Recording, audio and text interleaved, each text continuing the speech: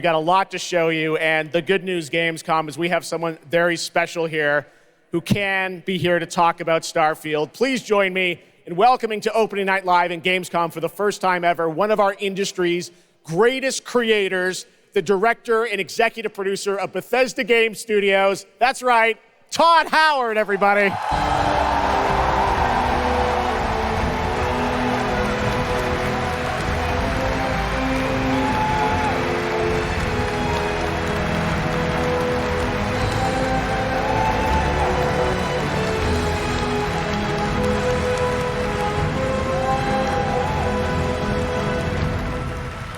Todd, thank you so much for coming all this way to Gamescom. We have a lot to talk about with Starfield, but first of all, is this true? This is your first ever time at Gamescom? This is my first Gamescom, and you were right. You said how great the crowd is here, and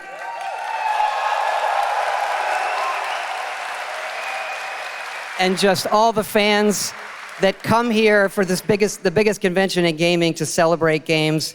And I figured, it is our first new franchise in over 25 years, so if I was going to come, it's for Starfield. Well, we all welcome you to Gamescom in Germany, and we're all very excited to step into this new world, Starfield, and the next week, early access. Set up for people, why did you want to make this game, Starfield? Why did you want to create a new world?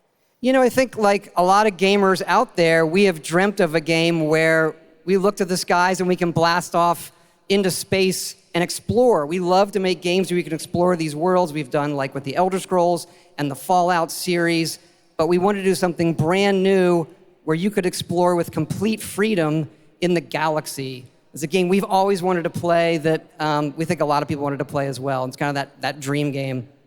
Yeah, I wish I could talk about it, but it's quite an experience, and I know everyone here is very excited to jump in soon.